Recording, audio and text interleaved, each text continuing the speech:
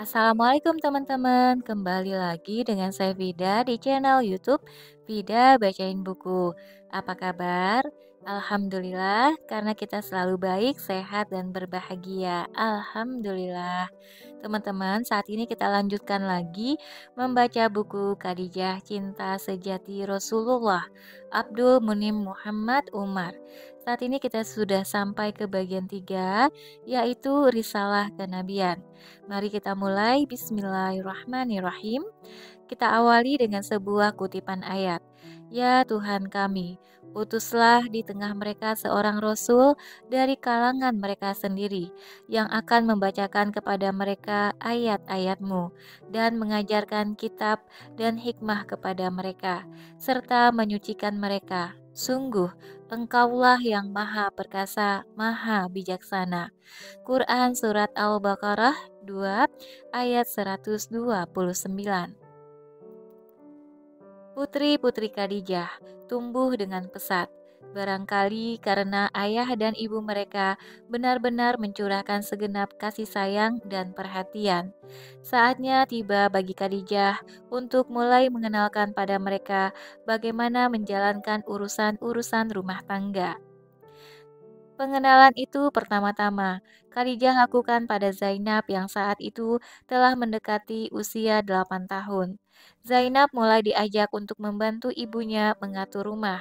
Ia juga ditugaskan untuk menjaga adik-adiknya, terutama si bungsu.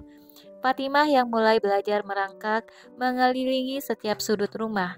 Suasana rumah tangga Khadijah begitu hidup dan ceria. Kesibukan mendidik anak-anaknya menyita seluruh waktu Khadijah. Kesedihan akibat meninggalnya Kasim hampir tak bersisa, apalagi setelah Ali ikut meramaikan suasana rumah tangganya. Pendek kata, Khadijah merasakan semangat baru dalam hidupnya. Khadijah berada dalam sebuah masyarakat yang memiliki banyak adat dan tradisi turun-temurun. Salah satunya adalah menikahkan anak perempuan di usia yang sangat muda. Adalah hal yang biasa jika seorang perempuan dinikahkan di usianya yang ke-10 atau ke-9 atau bahkan kurang dari itu. Zainab sendiri mulai mendekati usia layak untuk menikah. Dia tumbuh menjadi gadis yang cantik, kuat, dan terampil. Siapakah yang akan beruntung mempersuntingnya? Para pemuda Quraisy tentu memandang Muhammad, orang yang terkenal paling jujur dan terpercaya di Mekah, dengan rasa kagum dan hormat. Sementara itu, di sisi lain, banyak orang tua yang mengidamkan anak lelakinya menikahi putri Muhammad dan menjadi bagian dari keluarganya yang terhormat. Karena hijab belum menjadi tradisi di kalangan wanita Quraisy saat itu, maka wajah Zainab tentu telah dikenal luas. Siapakah yang akan dipilih Muhammad untuk menjadi menantunya? Apakah dia akan memilih pemuda dari Bani Hashim? Apakah Khadijah akan membiarkan semuanya berjalan sebagaimana biasa? Tentu saja Khadijah mempertimbangkan semua itu dalam pikirannya. Dia selalu berusaha membahagiakan putrinya. Khadijah teringat bahwa saudarinya, Halah binti Khuwailid, memiliki seorang anak laki-laki yang telah beranjak dewasa, bernama Abul Ash ibnu Rabbi. Pemuda keponakan Khadijah ini terkenal dengan kejujuran, kesuksesan dalam perdagangan, dan sifatnya yang bisa dipercaya. Banyak orang yang mempercayakan harta mereka kepadanya untuk dikelola. Ibnu Ishaq berkata, Abdul Ash termasuk lelaki yang langka di Mekah. Dia kaya, jujur, serta sukses dalam berdagang. Ibnu Hisham juga menceritakan sebuah kisah tentang integritas moral dan keteguhannya menjaga amanat. Suatu hari, Abul Ash datang dari Syam membawa harta benda milik orang-orang musyrik. Seseorang berkata kepadanya, "Apakah engkau akan masuk Islam dan mengambil seluruh harta ini? Bukankah ini harta orang-orang musyrik?" Abdul Abul Ash menjawab, "Betapa jahat jika aku berkhianat di hari pertama aku masuk Islam." Khadijah sangat menyukai keponakannya ini karena ia memang memiliki sifat-sifat yang mulia. Barangkali Khadijah juga melihat ada kemiripan antara Abul Ash dan Muhammad di masa mudanya. Abul Ash seringkali datang ke rumah Khadijah dan berkumpul bersama suami dan anak-anaknya. Khadijah juga merasa bahwa Muhammad pun menyukai keponakannya tersebut. Sementara Abul Ash semakin sering ia mengunjungi Muhammad, semakin kagumlah ia pada kepribadiannya. Melalui perasaannya yang halus, Khadijah tahu bahwa Zainab menyimak setiap pembicaraan mengenai sifat-sifat dan pribadi Abul Ash dengan rasa kagum. Dalam pertemuan-pertemuan keluarga, tampak jelas sikap malu-malu pada diri Zainab ketika Abul Ash berbicara kepadanya. Khadijah berharap itu semua merupakan tanda-tanda bahwa Zainab akan setuju jika suatu saat dia dijodohkan dengan Abul Ash. Abul Ash sendiri Abul Ash sendiri merasa kagum kepada keluarga Muhammad. Menurutnya, tidak ada keluarga seideal ini di Mekah. Betapa bahagia mereka, betapa kuat mereka berpegang pada prinsip-prinsip moral yang luhur. Alangkah indahnya jika dia bisa hidup bersama mereka. Betapa bahagia Ali ibnu Abi Thalib yang bisa hidup tenang di tengah-tengah mereka. Kunjungan yang awalnya hanya didasarkan pada alasan-alasan kekerabatan ini menjelma menjadi ikatan emosional yang lebih jauh dan dalam. Rasa kagum Abul Ash pertama-tama ditujukan pada Muhammad dan Khadijah, tetapi lambat laun rasa kagum itu beralih pada Zainab. Awalnya Abul Ash kagum pada tingkah laku, akhlak dan kepribadian Zainab. Lambat laun, kekaguman itu berubah menjadi rasa cinta.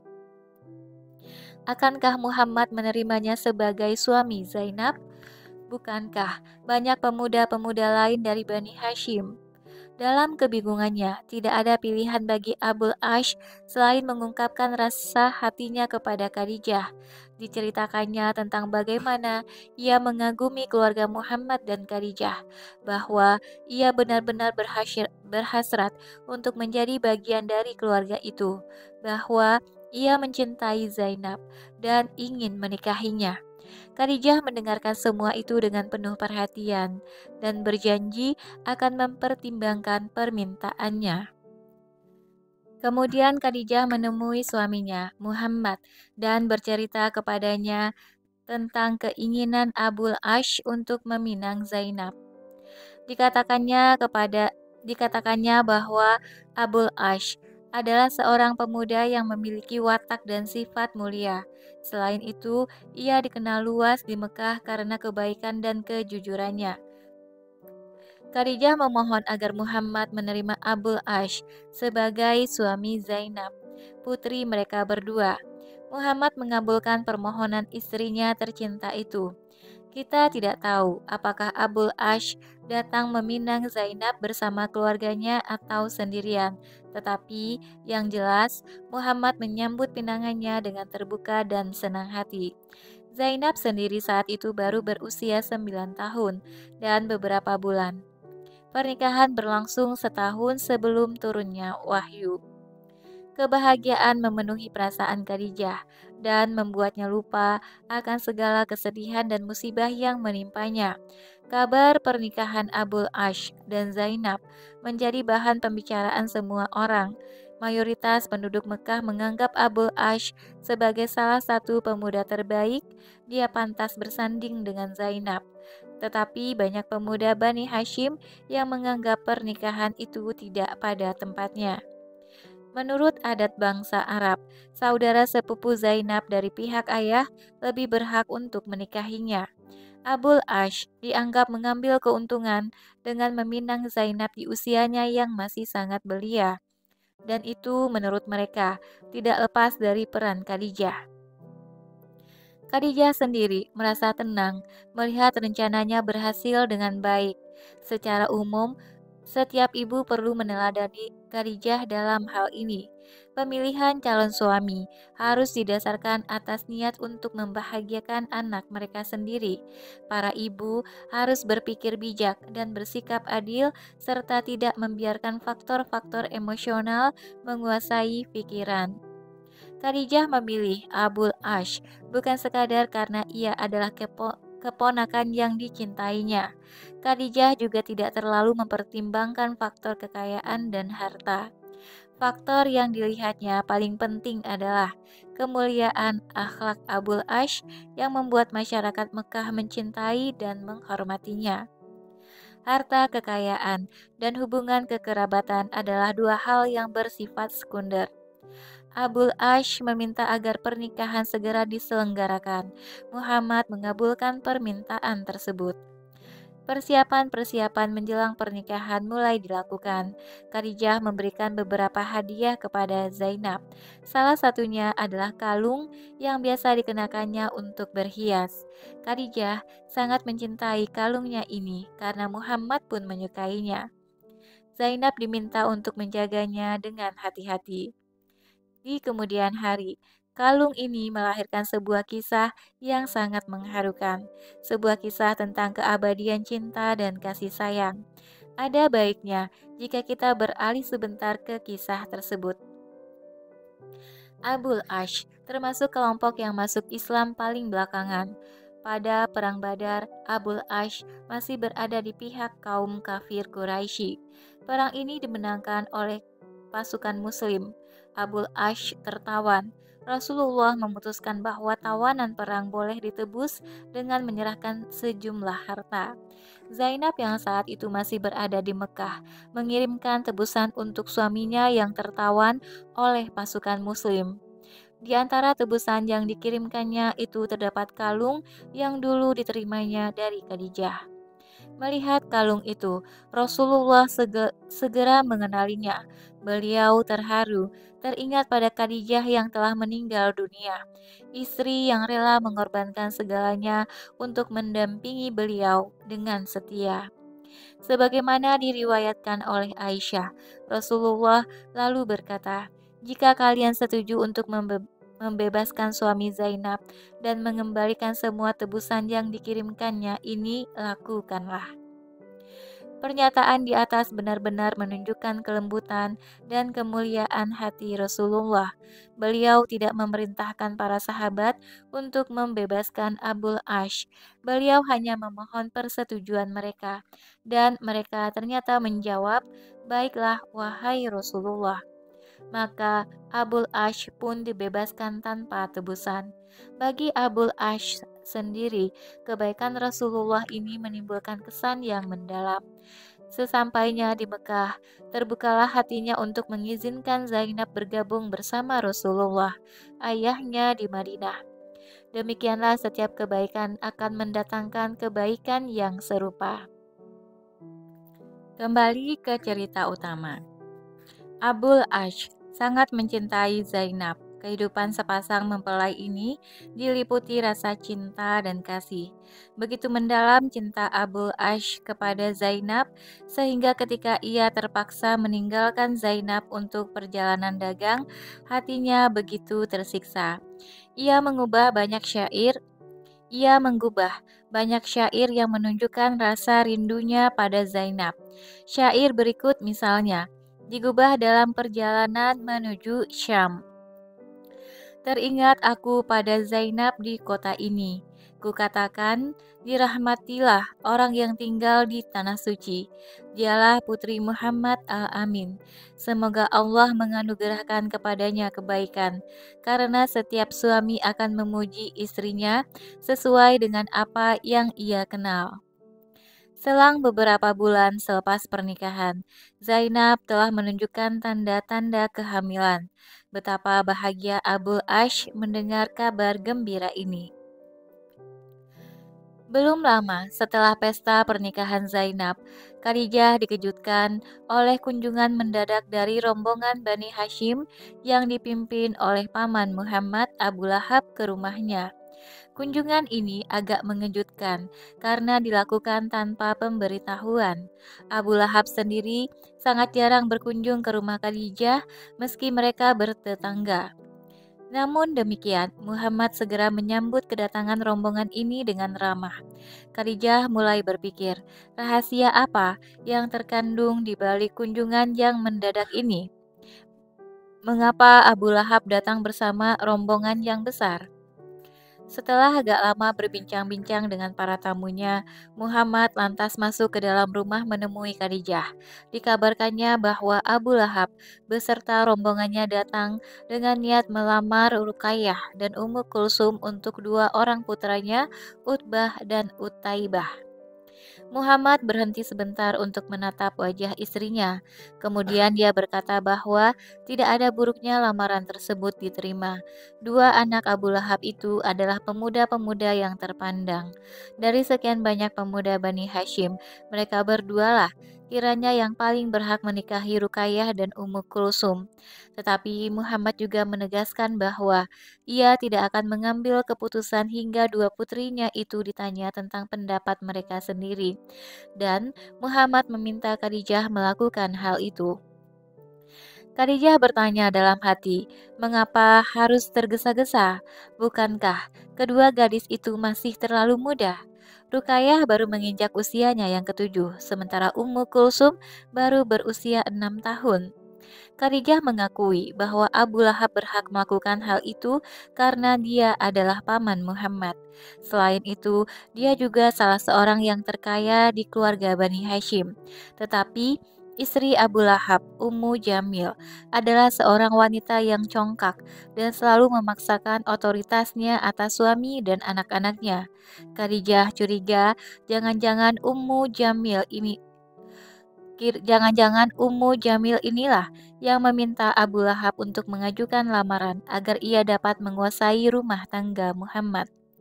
Khadijah tidak melihat celah pada diri Utbah dan Utaibah, tetapi keduanya berada di bawah kekuasaan ibu mereka. Tidak ada yang bisa mereka lakukan apabila Ummu Jamil telah mengeluarkan pendapatnya. Di atas semua itu, Ummu Jamil juga berwatak keras, cepat naik pitam dan berlidah tajam. Lalu, apa yang harus dilakukan Khadijah? Khadijah menemui dua orang putrinya dan memberitahu mereka tentang lamaran tersebut. Keduanya terkejut menerima kabar yang tidak pernah mereka bayangkan itu. Mereka terdiam. Apa yang mereka pikirkan? Ruqayyah tentu mengenal Utbah ibnu Abi Lahab. Dengan rumah yang bertetangga, mereka kadang-kadang berpapasan di jalan. Ruqayyah memang tidak melihat celah pada diri Utbah, tetapi selama ini dia selalu berusaha menghindar untuk tidak bergaul terlalu dekat dengan Ummu Jamil dan anak-anaknya. Jika ia menikah dengan Utbah, bagaimana ia harus bersikap kepada Ummu Jamil? Di dalam hatinya, Ruqayyah memilih untuk menyerahkan persoalan ini kepada ayahnya. Dia yakin Allah akan membimbing ayahnya untuk mengambil keputusan yang tepat. Sedangkan Ummu Kulsum masih terlalu muda untuk mengerti persoalan. Yang dia tahu hanyalah bahwa semua wanita Quraisy menikah dan ayah-ayah merekalah yang mengatur segala urusan. Jika ayahnya menyuruhnya menikah, ia pun akan menikah. Setelah diam beberapa saat, Khadijah bertanya tentang pendapat Ruqayyah. Kali ini Ruqayyah menjawab bahwa semua persoalan dia serahkan kepada ayahnya. Dia bebas memilih yang terbaik untuk putrinya. Kemudian, Khadijah bertanya kepada Ummu Kulsum. Ummu Kulsum tertunduk malu-malu. Dia bertanya, setelah menikah nanti bukankah ayahnya akan tetap menjaganya dari Ummu Jamil? Bukankah ia dan Ruqayyah tetap akan tinggal serumah? Dengan langkah berat, Khadijah kembali kepada suaminya. Ia berkata kepada Muhammad, "Kedua putri kita sepakat untuk menyerahkan urusan ini kepadamu. Engkau berhak untuk mengambil keputusan terbaik. Mohonlah kepada Tuhan agar Dia menjaga kedua anak kita itu." Muhammad lalu kembali menemui tamu-tamunya. Ia menyatakan bisa menerima pinangan Utbah dan Rukayah untuk Rukayah dan Utaibah untuk Ummu Kulsum.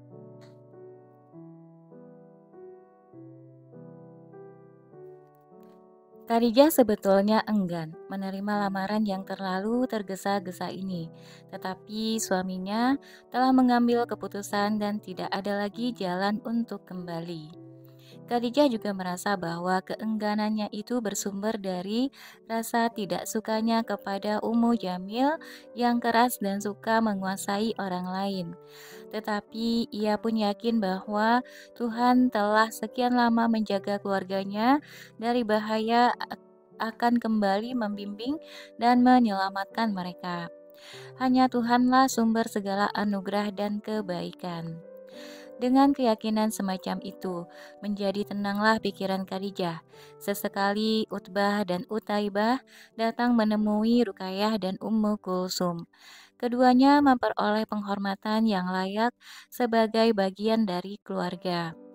Apa yang dilakukan Khadijah itu merupakan contoh ideal tentang bagaimana seorang istri harus menghormati keputusan suaminya, tidak larut dalam pertimbangan-pertimbangan emosional. Kehidupan Khadijah dan keluarganya kembali berjalan normal.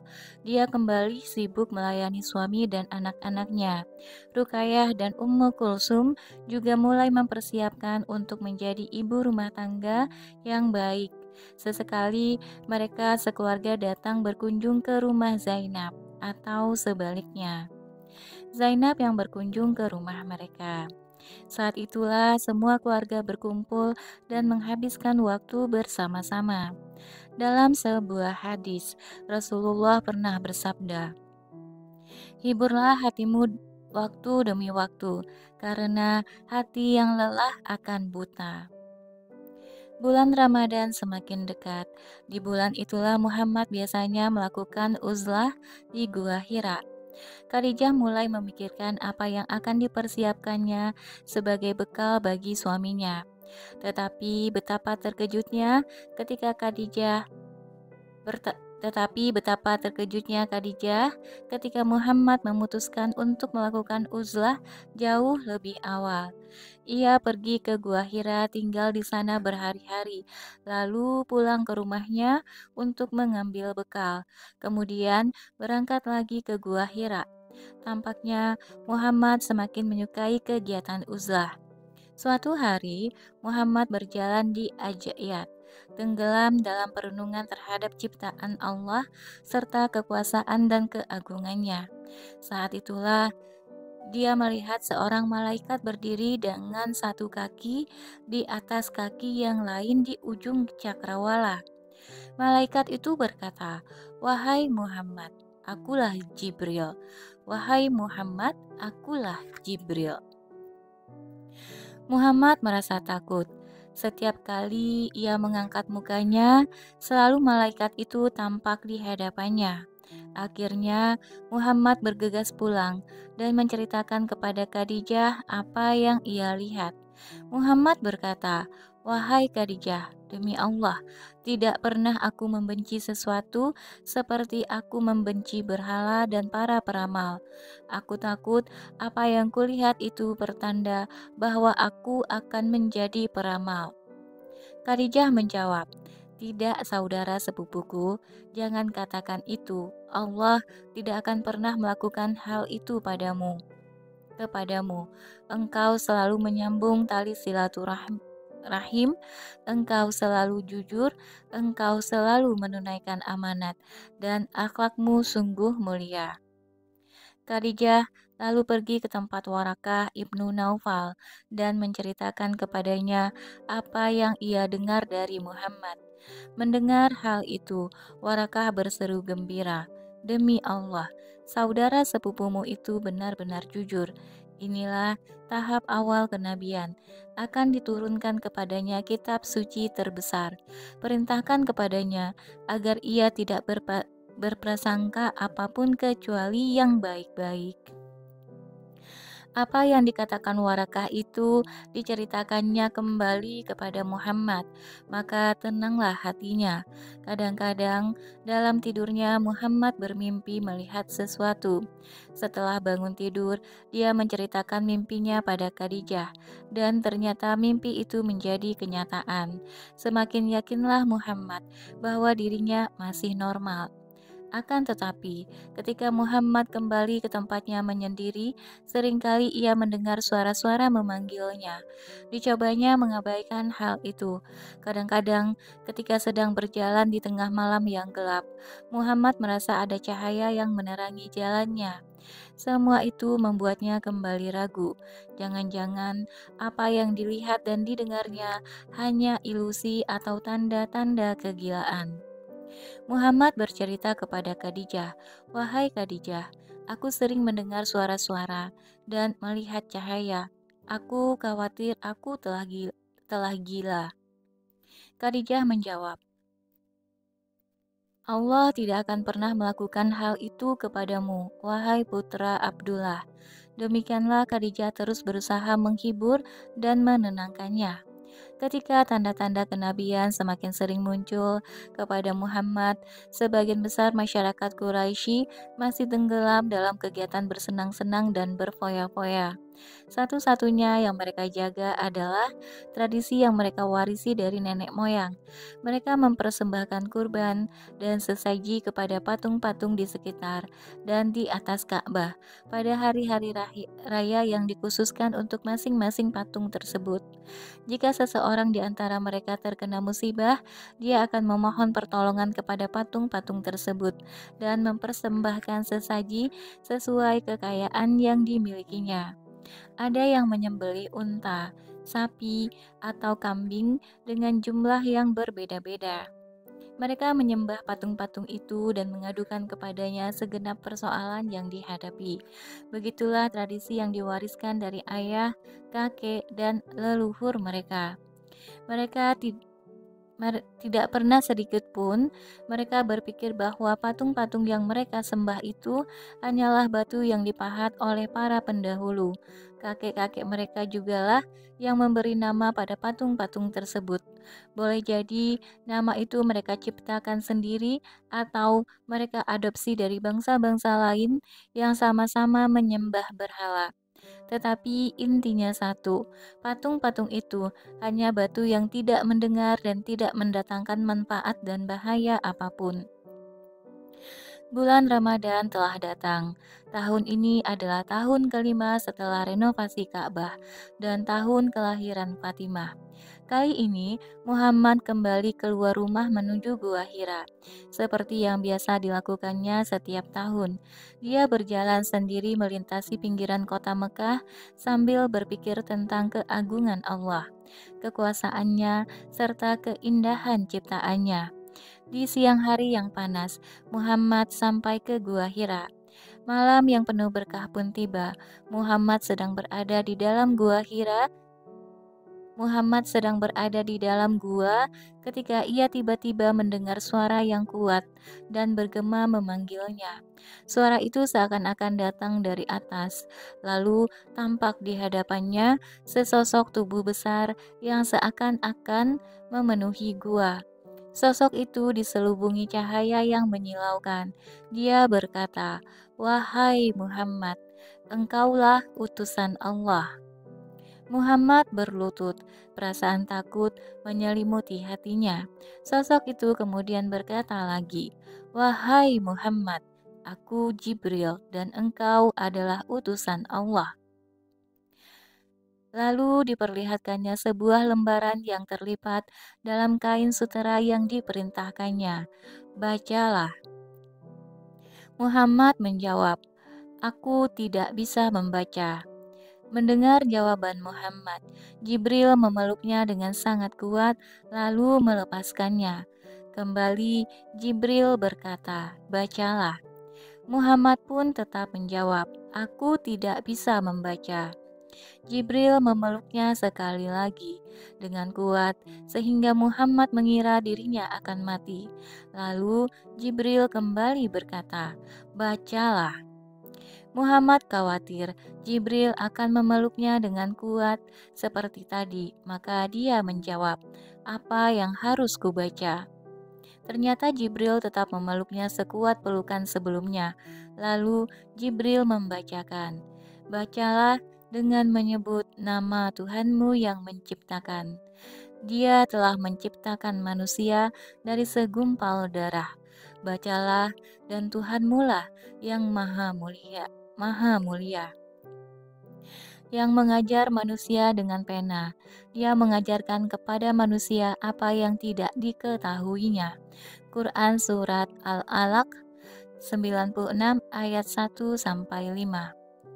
Muhammad kemudian membacanya, dan ayat-ayat tersebut seakan terukir di hatinya dengan tulisan yang terbuat dari cahaya. Penting untuk ditekankan bahwa satu hal yang paling disukai Muhammad adalah menyendiri dan merenung. Dalam hal tersebut, ia sama seperti Ibrahim. Ada beberapa riwayat mengenai Ibrahim yang berpikir tentang alam semesta dan tenggelam dalam perenungan terhadapnya. Perenungan tersebut membuat bersih ruhnya dan jernih jiwanya. Allah kemudian menerangi mata hatinya sehingga ia menolak untuk mengikuti tradisi syirik yang dipraktikkan kaumnya. Begitu panjang dan mendalam Ibrahim merenung. Pada akhirnya, ketika kebingungan melandanya, Ibrahim berdoa kepada Allah dan memohon petunjuknya. Ia berkata, "Sungguh, jika Tuhanku tidak memberi petunjuk kepadaku, pastilah aku termasuk orang-orang yang sesat." Quran Surat Al-An'am 6 ayat 77. Allah mengabulkan doanya, memberinya petunjuk dan menjadikannya pemimpin bagi umat manusia. Setelah Ibrahim merasakan manisnya iman kepada Allah, ia pun ingin kaumnya merasakan kebahagiaan abadi.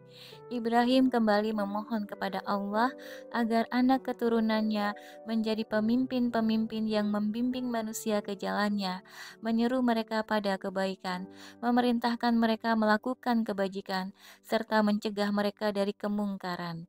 Allah pun mengabulkan doa ini.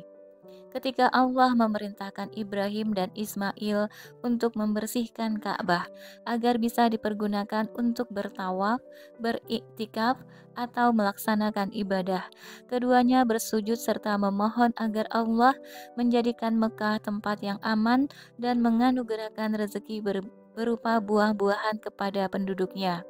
Keduanya kemudian berkata, "Ya Tuhan kami, jadikanlah kami orang yang berserah diri kepadamu, dan anak cucu kami juga umat yang berserah diri kepadamu, dan tunjukkanlah kepada kami cara-cara melakukan ibadah haji kami, dan terimalah tobat kami. Sungguh Engkaulah yang maha penerima tobat, maha penyayang." Quran Surat Al-Baqarah 2 ayat 128. Doa itu juga dikabulkan. Muhammad Rasulullah, salah seorang anak keturunan Ibrahim, mengikuti jalan yang sama seperti apa yang sebelumnya telah dilaluinya. Muhammad tidak pernah menyembah apapun selain Allah. Ia menyukai aktivitas menyendiri dan merenungkan alam semesta. Hanya kepada Allah ia memohon petunjuk dan bimbingan. Akan tetapi, Muhammad juga sempat bingung. Ia tidak bisa memutuskan bagaimana beribadah kepada Tuhan dengan cara yang benar, hingga Allah menurunkan petunjuknya di malam yang penuh berkah itu. Sebuah petunjuk ke jalan yang sama seperti apa yang dituju Ibrahim. Allah memenuhi hati Muhammad dengan keimanan dan memberinya cahaya kenabian. Allah memilihnya sebagai manusia terakhir yang mengemban misi kerasulan bagi semua manusia. Maka wahyu yang diturunkan kepadanya maka wahyu yang turun kepadanya di malam itu sebetulnya merupakan realisasi dari doa Ibrahim berikut.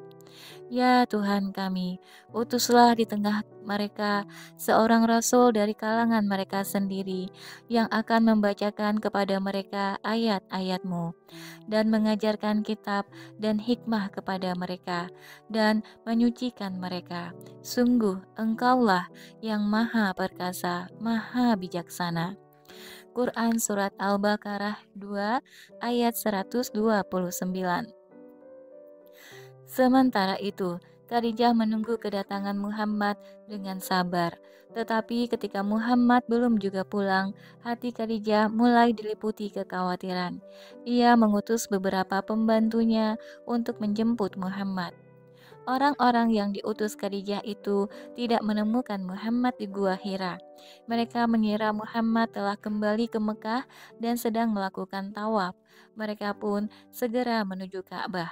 Khadijah semakin khawatir, apalagi setelah para pembantu yang diutusnya kembali dan mengatakan bahwa di sana sama sekali tidak terlihat jejak Muhammad. Tidak lama kemudian, Muhammad datang. Wajahnya tegang, tubuhnya gemetar ketakutan. Ia berseru, "Selimuti aku, selimuti aku." Khadijah segera mendekapnya dengan lembut. Ditanyakannya, "Dari mana saja engkau, wahai Abul Qasim?"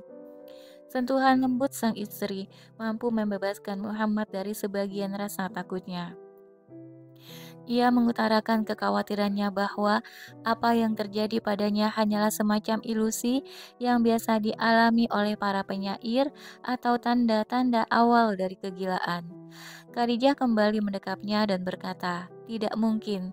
Aku memohon agar Allah melindungimu dari semua itu.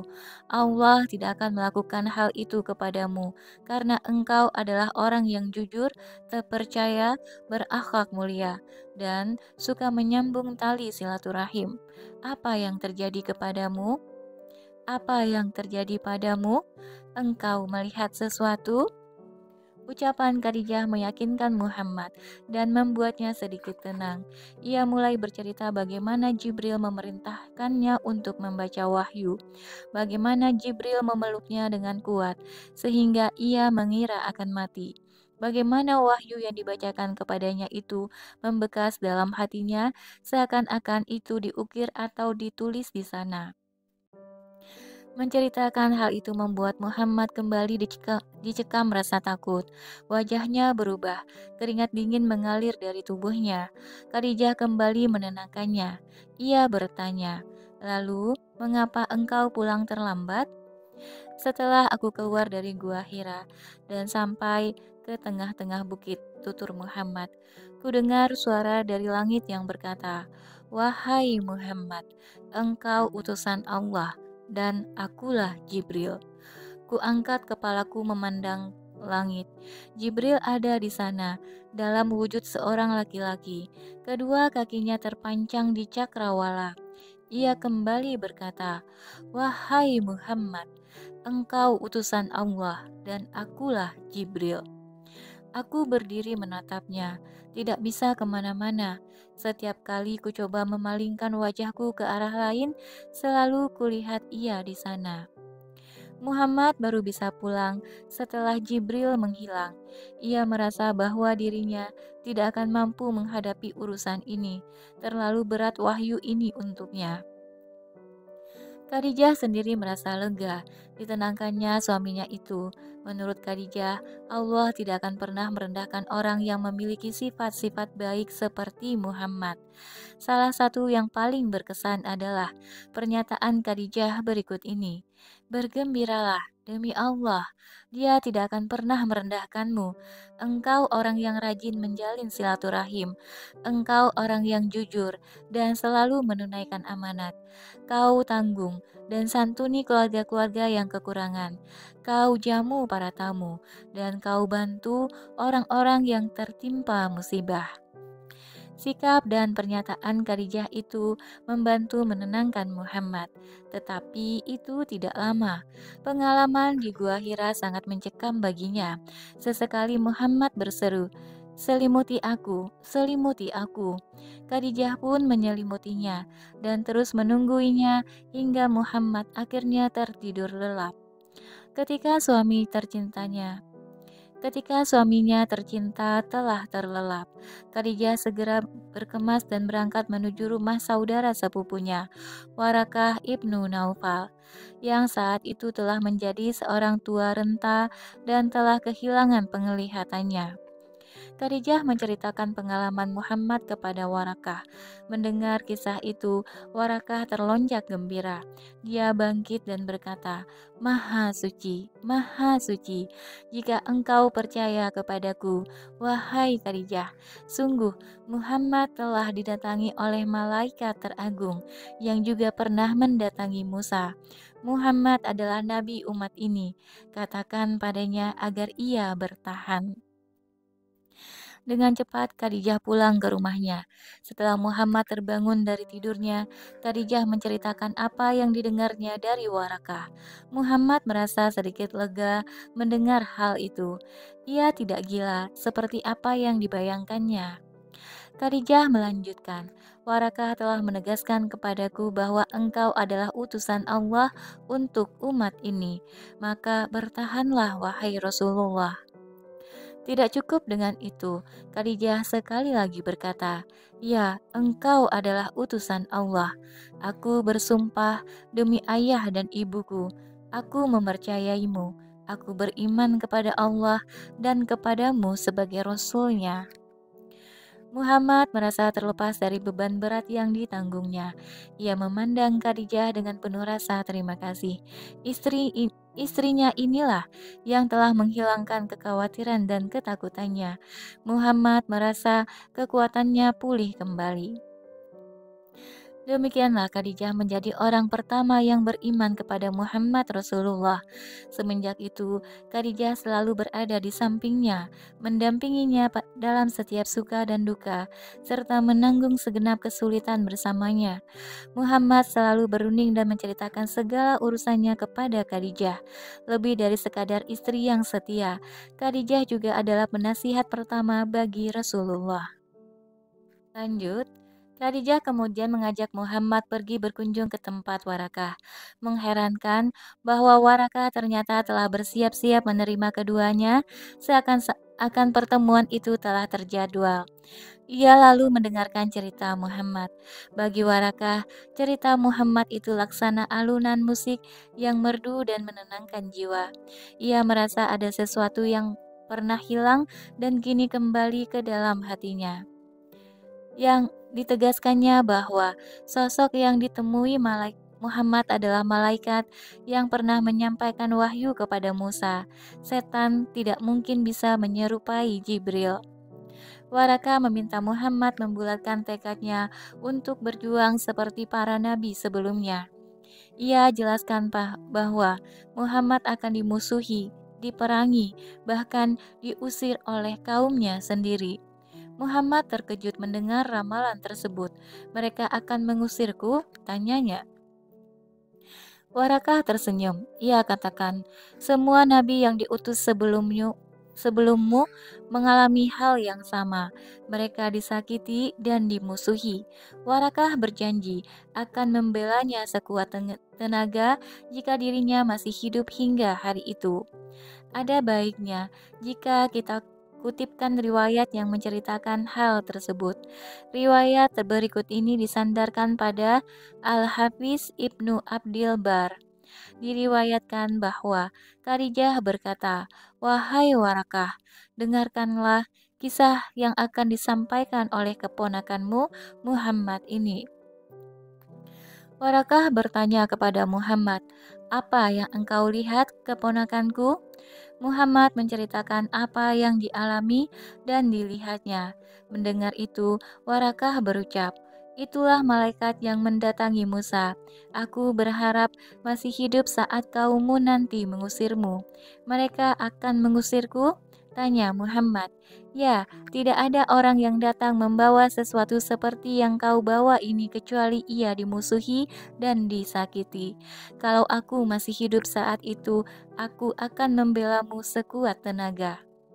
Warakah tidak ber- Warakah tidak pernah menyaksikan bagaimana Muhammad dimusuhi oleh kaumnya.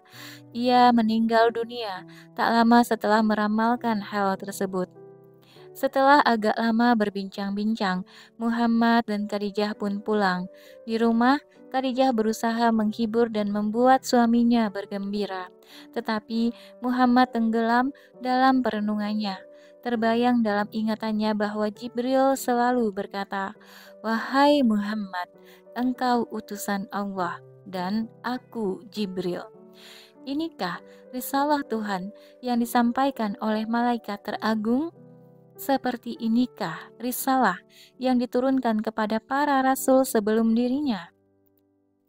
Muhammad juga bisa mengingat dengan jelas bagaimana wahyu tersebut dimulai dengan perintah untuk membaca, juga bahwa perbuatan membaca itu harus dilakukan dengan nama Allah, sumber ilmu dan pengetahuan. Wahyu itu lalu memerintahkan Muhammad agar menyampaikan kepada manusia bahwa Allah yang menciptakan segala sesuatu, bahwa manusia adalah makhluknya yang paling mulia, serta bahwa manusia tercipta dari segumpal darah. Kemudian wahyu itu kembali memerintahkannya untuk membaca dan menulis, dua hal yang sangat penting untuk proses akumulasi dan transfer ilmu pengetahuan. Jibril seakan menegaskan bahwa Allah tidak membiarkan manusia begitu saja tanpa petunjuk. Allah justru memuliakan dan mengajar manusia dengan pena atas apa yang tidak mereka ketahui. Betapa indah ayat-ayat ini, betapa agung dan mendalam makna yang dikandungnya. Maha suci Allah, Dia telah mengutus para rasul sebagai petunjuk dan rahmat bagi manusia. Lalu, mengapa manusia memusuhi mereka? Mengapa Rasulullah harus dimusuhi, disakiti, dan diusir dari tanah yang dicintainya? Demi batu yang mereka jadikan berhala itukah, sehingga mereka mengusir dan memusuhinya. Khadijah tahu apa yang terlintas dalam pikiran Muhammad. Dibimbingnya suaminya tercinta itu menuju pembaringan. Khadijah berkata, Allah telah mengutusmu sebagai pemberi kabar gembira dan peringatan. Allah yang akan menjaga dan menolongmu hingga engkau tuntaskan tugas risalah ini. Tidurlah, wahai Rasulullah, gunakan waktu istirahatmu yang sedikit ini. Muhammad terbangun dari tidurnya dalam keadaan sehat dan segar. Ia kemudian menuju Ka'bah dan melakukan tawaf. Setelah itu, Muhammad menuju suatu tempat yang sepi, berdoa dan beribadah di sana hingga petang menjelang. Saat itulah Muhammad mendengar suara memanggilnya. Ia menoleh ke kanan dan ke kiri. Tak ada apa-apa. Kembali suara itu terdengar.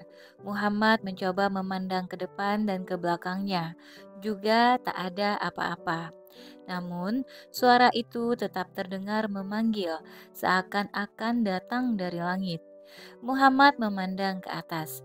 Yang ia lihat adalah malaikat yang pernah mendatanginya beberapa malam lalu duduk di atas kursi di atas langit dan bumi, di antara langit dan bumi. Muhammad gemetar ketakutan. Ia segera berlari pulang. Sesampainya di rumah, dengan bayangan ketakutan masih terlintas jelas di wajah dan tubuhnya, Muhammad segera berseru, "Selimuti aku, selimuti aku." Khadijah segera memasangkan selimut ke atas tubuh suaminya. Ia berusaha menenangkannya, tetapi wajah Muhammad semakin lama semakin pucat. Keringat mengucur deras dari keningnya. Bibirnya bergerak-gerak seakan hendak mengucapkan sesuatu. Khadijah mulai khawatir, tetapi lambat laun Muhammad mulai tenang. Ketika telah sepenuhnya pulih, Muhammad bercerita kepada Khadijah bahwa ia kembali melihat malaikat yang pernah menemuinya di Gua Hira. Rasa takut yang sangat mencekam membuatnya roboh ke tanah untuk kemudian bergegas pulang. Sesaat setelah Khadijah memasangkan selimut di atas tubuhnya, Muhammad mendengar bunyi gemerincing bel yang keras. Jibril kembali mendatanginya dan menurunkan wahyu yang langsung diingatnya di luar kepala. Wahyu tersebut adalah, "Wahai orang yang berkemul, berselimut, bangunlah, lalu berilah peringatan. Dan agungkanlah Tuhanmu, dan bersihkanlah pakaianmu, dan tinggalkanlah segala perbuatan yang keji." Quran Surat Al-Muddassir 74 ayat 1-5. Ayat-ayat itu melahirkan kesejukan dan kedamaian di hati Muhammad dan Khadijah.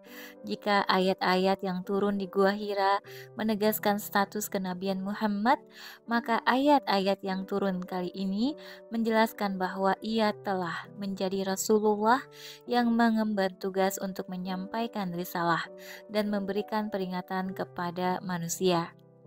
Ayat-ayat itu juga memerintahkan Muhammad untuk mengagungkan Tuhannya, bersuci, dan tidak melakukan perbuatan-perbuatan keji. Saat itu, masuklah Ali ibnu Abi Thalib. Rasulullah segera mengajaknya untuk beriman kepada Allah yang Esa, mengagungkannya, menghindari penyembahan berhala, serta menyucikan diri, perbuatan dan pakaiannya dari segala kotoran. Ali menerima ajakan itu dan langsung beriman. Usianya baru 10 tahun. Dengan demikian, Ali adalah lelaki pertama yang beriman. Tidak ada yang mendahuluinya selain Khadijah. Diceritakan bahwa Ali sangat bangga dengan kenyataan ini sehingga ia berkata, "Kudahului kalian semua dalam memeluk Islam. Aku masih kanak-kanak dan belum balik saat itu." Rasulullah benar-benar gembira menerima pengakuan iman dari Ali. Demikian pula Khadijah. Betapa mulia ia, betapa cerdas dan berani. Tidak ada keraguan bahwa Ali akan menjadi kawan dan pembantu terbaik Rasulullah. Banyak riwayat yang menceritakan bahwa Ali adalah lelaki pertama yang memeluk Islam dan melakukan sholat di belakang Rasulullah.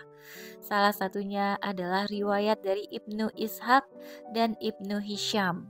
Juga riwayat Tabrani dari Ibnu Abbas, Abu Dzar, dan Salman. Dalam riwayat-riwayat tersebut disebutkan, Rasulullah Shallallahu Alaihi Wasallam pernah memegang tangan Ali dan bersabda, "Inilah orang yang pertama kali beriman kepadaku." Ka'ab ibnu Zuhair juga pernah menggubah syair berikut.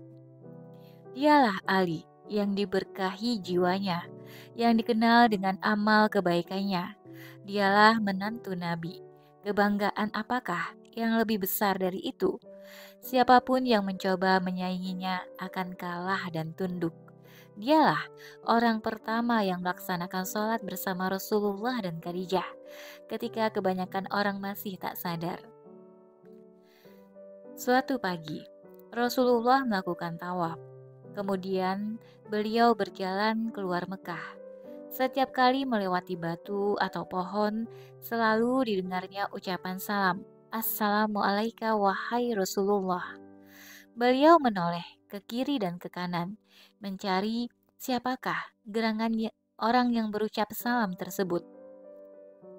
Tetapi tak ada seorang pun di sana. Awalnya Rasulullah menganggap itu hanya ilusi, tetapi suara-suara itu terus terdengar. Apa yang akan dikatakan orang-orang jika mereka mendengar cerita ini? Tentu saja mereka akan bilang, "Muhammad telah gila. Bagaimana mungkin ia gila? Padahal Allah telah menjadikannya nabi dan utusan yang bertugas menyampaikan peringatan kepada manusia." Rasulullah merasa bingung. Betapa ingin ia melihat Jibril turun untuk menjelaskan semua ini kepadanya. Sementara itu, suara-suara yang mengucapkan salam kepadanya tidak kunjung lenyap. Hampir saja Rasulullah kehilangan kontrol atas dirinya dan meloncat dari atas gunung yang tinggi. Akhirnya, ia memutuskan untuk pulang. Tidak lama setelah sampai di rumahnya, Rasulullah mendengar suara gemerincing bel. Seketika itu pucatlah wajahnya. Keringat bercucuran di keningnya. Jibril datang membawa wahyu berikut. Nun, demi pena dan apa yang mereka tuliskan, dengan karunia Tuhanmu, engkau, Muhammad, bukanlah orang gila. Dan sesungguhnya engkau pasti mendapat pahala yang besar, yang tidak putus-putusnya. Dan sesungguhnya engkau benar-benar berbudi, seperti yang luhur. Engkau benar-benar berbudi pekerti yang luhur. Maka kelak engkau akan melihat dan mereka, orang-orang kafir pun akan melihat siapa di antara kamu yang gila. Quran Surat Al-Qalam 68 ayat 1-6. Lanjut, ayat-ayat ini melegakan perasaan Nabi.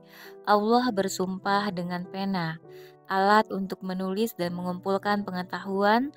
Sumpah ini benar-benar penting, karena dengannya Allah menegaskan bahwa Rasulullah memiliki akal yang sehat dan tidak gila. Allah juga menjanjikan kepadanya pahala yang besar yang tiada putus-putusnya, sebagai balasan bagi upayanya menyampaikan risalah Tuhan kepada manusia, serta kesabarannya menempuh setiap kesulitan. Kemudian Allah juga memuji budi pekerti dan akhlaknya yang mulia. Dia menurunkan kepadanya agama yang sangat mementingkan aspek pembinaan budi pekerti yang luhur. Khadijah pun merasa gembira mendengar turunnya ayat-ayat tersebut. Itu berarti Allah menghormati dan menyucikan Rasulullah. Ayat-ayat itu juga menyangkal kemungkinan Rasulullah gila, menjanjikan kepadanya pahala yang besar, serta memuji akhlaknya yang agung. Penghormatan yang luar biasa dari Allah ini membuatnya tidak lagi perlu mendengar penghormatan yang sama dari pepohonan dan bebatuan. Khadijah sadar bahwa ia dibebani dengan tugas yang amat berat, membela dan mendorong suaminya untuk terus bertahan menyebarkan risalah. Orang berikut yang masuk Islam adalah Zaid ibnu Haritsah. Suatu hari, ia datang ke kediaman Rasulullah dan menerima ajakan untuk beriman kepada Allah dan Rasul-Nya, menjauhi penyembahan berhala, bertingkah laku dengan akhlak yang mulia, serta menyucikan diri dan perbuatannya. Tanpa banyak pertimbangan, Zaid berikrar dan mengucapkan 2 kalimat syahadat. Khadijah juga menyampaikan kepada 4 orang putrinya bahwa Allah telah memilih Muhammad, ayah mereka, sebagai utusannya. Mereka diminta untuk hanya menyembah Allah dan bertingkah laku dengan akhlak yang mulia. Ajakan itu mereka terima dengan hati terbuka. Dengan demikian, tidak ada lagi orang yang belum memeluk Islam di kediaman Rasulullah. Sementara itu, Abu Bakar ibnu Abi Quhafah sedang berada di Yaman ketika Muhammad diangkat menjadi Rasul. Dalam sebuah riwayat yang berasal dari Abdullah ibnu Mas'ud, dikisahkan bahwa di tengah perjalanannya, Abu Bakar menemui seorang lelaki tua dari kabilah Az. Lelaki ini telah mempelajari kitab-kitab suci yang diturunkan sebelumnya.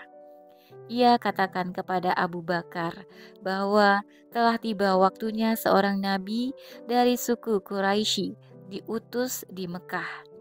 Ia juga melihat tanda-tanda yang menunjukkan bahwa Abu Bakar akan menjadi salah satu pembantu terdekat Nabi ini dalam menyampaikan risalahnya.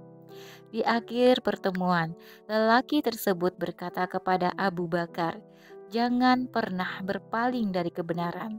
Berpegang teguhlah pada jalan yang benar dan lurus. Takutlah pada Allah dalam segala hal yang dianugerahkannya kepadamu." Abu Bakar pun meneruskan perjalanannya. Sebelum pulang ke Mekah, Abu Bakar sekali lagi mengunjungi lelaki tua tersebut. Lelaki itu menggubah beberapa syair pujian untuk sang nabi yang ditunggu-tunggu dan berpesan kepada Abu Bakar jika ia nanti bertemu dengan sang nabi untuk menyampaikan syair-syair tersebut kepadanya. Sesampainya di Mekah, Abu Bakar dikejutkan oleh kunjungan mendadak beberapa pemuka Quraisy, di antaranya Abu Jahal dan Abul Bakhtari. Biasanya, mereka menunggu Abu Bakar di tempat pertemuan, bukan berkunjung ke rumahnya. Abu Bakar bertanya, "Ada apa? Apakah kalian tertimpa musibah? Atau ada perkara penting yang perlu kalian sampaikan?" "Wahai Abu Bakar," jawab mereka, "orang-orang ramai membicarakan sebuah peristiwa penting. Muhammad, anak yatim yang diasuh Abi Thalib itu, mengira bahwa dirinya adalah nabi. Kalau bukan karena engkau, tentu telah kami bereskan persoalan ini. Sekarang ketika engkau telah datang, engkaulah yang kami harap menyelesaikannya." Demikianlah para pemuka Quraisy ini menentang Rasulullah sejak awal beliau diutus menjadi nabi. Rasa sombong dan iri memang membuat buta. Mereka heran bagaimana mungkin pemuda yatim yang miskin diangkat menjadi nabi. Mengapa status kenabian itu bukan untuk mereka yang jauh lebih kaya dan lebih mulia? Mereka menunggu Abu Bakar dan berharap agar ia bisa menghentikan Muhammad. Abu Bakar mendengarkan mereka dengan penuh perhatian hingga akhirnya mereka pergi. Kemudian Abu Bakar mencari tahu di mana Muhammad berada. Ia mendengar bahwa Muhammad ada di rumah Khadijah. Ia pun bergegas ke sana. Begitu bertemu dengan Muhammad, Abu Bakar langsung bertanya, mengapa ia menentang agama leluhur yang telah dianut masyarakatnya sekian lama? Rasulullah menjawab, "Wahai Abu Bakar, aku adalah utusan Allah kepadamu dan kepada seluruh manusia. Maka berimanlah kepada Allah." Abu Bakar kembali bertanya, "Bukti apa yang kau miliki?" "Lelaki tua yang kau temui di Yaman." "Lelaki tua yang mana?" "Lelaki tua yang menitipkan beberapa syair untukku." Abu Bakar terkejut. "Siapa yang memberitahumu tentang hal itu?" "Malaikat yang telah mendatangi nabi-nabi sebelumku." "Ulurkan tanganmu, Muhammad. Aku bersaksi bahwa tiada Tuhan selain Allah dan engkau adalah Rasulullah." Khadijah mendengar semua percakapan ini dari balik pintu. Ia berseru, "Segala puji bagi Allah yang telah memberimu petunjuk, wahai Abu Bakar." Khadijah tahu bahwa Abu Bakar memiliki kedudukan yang tinggi di tengah masyarakat Quraisy. Orang-orang mencintainya, dan Khadijah berharap Abu Bakar bisa menjadi pembantu terbaik bagi Rasulullah Shallallahu Alaihi Wasallam. Ada beberapa riwayat yang berbeda tentang kisah masuk Islamnya Abu Bakar.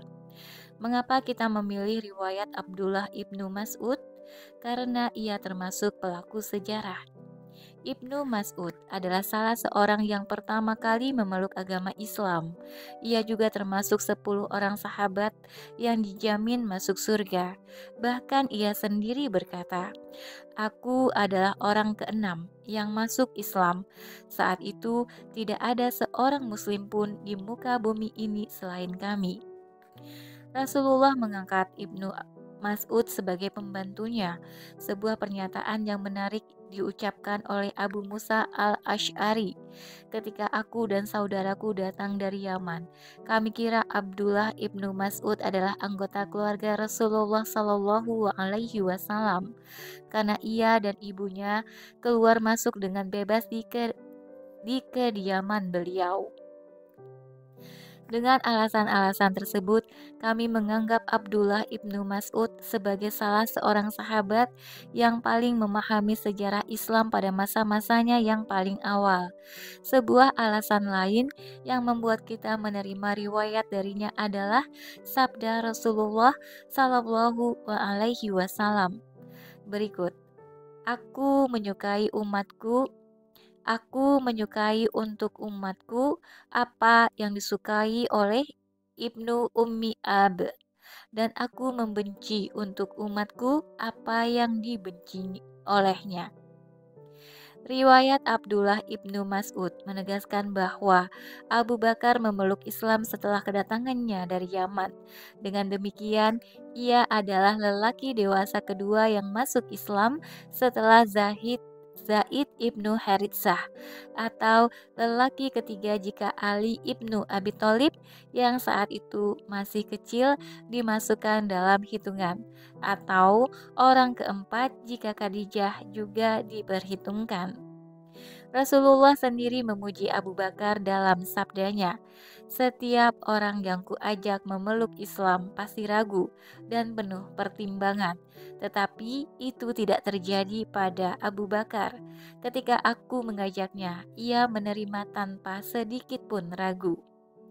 Ada perbedaan pendapat mengenai siapakah yang terlebih dahulu masuk Islam, Abu Bakar ataukah Ali. Jalan tengah untuk perbedaan tersebut dapat dicapai dengan menyatakan bahwa Abu Bakar adalah orang pertama yang menunjukkan status keislamannya di tengah publik. Tetapi sejauh menyangkut siapa yang lebih awal memeluk Islam, Ali adalah orangnya. Pendapat tersebut didukung oleh pernyataan Ali Muhib At-Tabari yang mengutip Ibnu Salah. Menurutnya, jalan tengah jalan tengah itu bisa diterima jika kita menyepakati bahwa orang pertama yang masuk Islam adalah Khadijah. Lelaki pertama yang masuk Islam adalah Ali ibnu Abi Thalib yang saat itu masih kecil, belum balik dan tidak menampakkan status keislamannya secara terang-terangan. Lelaki dewasa yang pertama masuk Islam dan menampakkan secara terang-terangan adalah Abu Bakar ibnu Abi Hafah. Sementara budak pertama yang masuk Islam adalah Zaid ibnu Haritsah. Menurutnya pula, pendapat ini disepakati oleh mayoritas ulama. Pernyataan Ali, lelaki pertama yang masuk Islam adalah Abu Bakar, harus dipahami dalam kerangka tersebut, bahwa Abu Bakar adalah lelaki dewasa di luar keluarga Rasul yang pertama kali memeluk agama Islam. Oke teman-teman, sampai di sini dulu untuk bagian ketiga dari Khadijah cinta sejati Rasulullah. Nanti kita akan ketemu lagi di bagian keempat, fase awal penyebaran Islam. Terima kasih sudah mendengarkan sampai akhir. Sampai jumpa. Assalamualaikum warahmatullahi wabarakatuh.